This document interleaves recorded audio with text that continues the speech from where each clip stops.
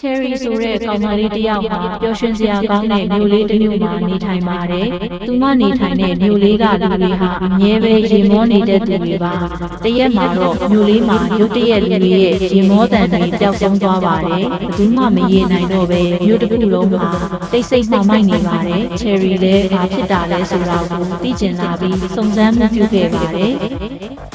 သူမဟာစုံစမ်းရင်းနဲ့မြို့စုံကဖောင်းမိုက်တဲ့ခုတစ်ခုထဲမှာလူတွေရဲ့ရေမောတန်တွေကိုထမ်းယူစုဆောင်းနေတဲ့ဘလူးတစ်ကောင်ရှိတယ်ဆိုတာသိလိုက်ရပါတယ်။အဲ့ဒီဘလူးကရေမောတန်တွေကိုခိုးယူပြီးမော်အတက်နဲ့ပြန်တီးလိုက်တဲ့အခါသူ့အတွက်အကျိုးရှိတဲ့စုံတရားဖြစ်လာမယ်လို့ယုံကြည်နေပါတယ်။ Cherry လည်းဘလူးစီကနေရေမောတန်တွေကိုပြန်ယူဖို့ဆုံးဖြတ်လိုက်ပါတယ်။ဘလူးကြီးဟာနတ်သမီးတစ်ပါးရဲ့ကြင်ကြာကြောင့်ရေမောနိုင်ခြင်းမရှိခဲ့တော့ပါဘူး။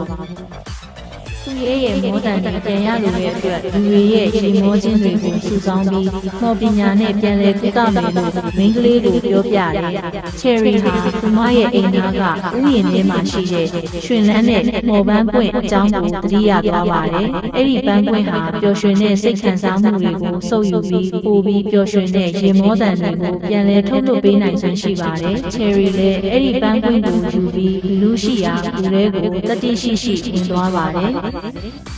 ဒီလူနဲ့တွေ့တဲ့အခါ Cherry ဟာပန်းပွင့်ရဲ့မော်စွမ်းကိုအသုံးပြုပြီးပျော်ရွှင်စရာကောင်းတဲ့အမှတ်တရတွေကိုပြန်ပြောပြပါတယ်။အဲ့ဒီအခါဒီလူလည်းတစ်ဖြည်းဖြည်းပျော်ရွှင်လာပြီးသူ့ရဲ့ရေမောတန်တွေပြန်ထွက်လာပါတယ်။ဒီလူဟာသူဖမ်းယူသိမ်းဆည်းထားတဲ့မြို့သူမြို့သားတွေရဲ့ရေမောတန်တွေကိုပြန်လဲလွှတ်ပေးလိုက်ပြီးမြို့တစ်ခုလုံးမှာရေမောတန်တွေပြန်လဲလွှမ်းခြုံသွားပါတယ်။ဒီလူလည်းလူတွေကိုဒုက္ခပေးတော့မယ့်အစားရေမောတန်တွေကိုပြန်လဲဖြန့်ဝေပေးမယ့်အဆောင်အရှောက်ဖြစ်လာပါတယ်။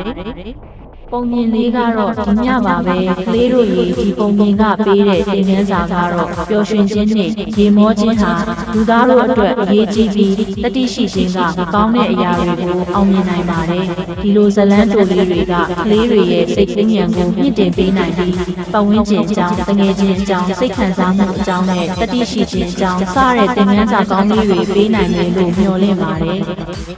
ဒီဇလန်းတွေကိုကြိုက်နှစ်သက်ပြီး like and subscribe ပေးပြီး share ပေးကြပါဦးနော်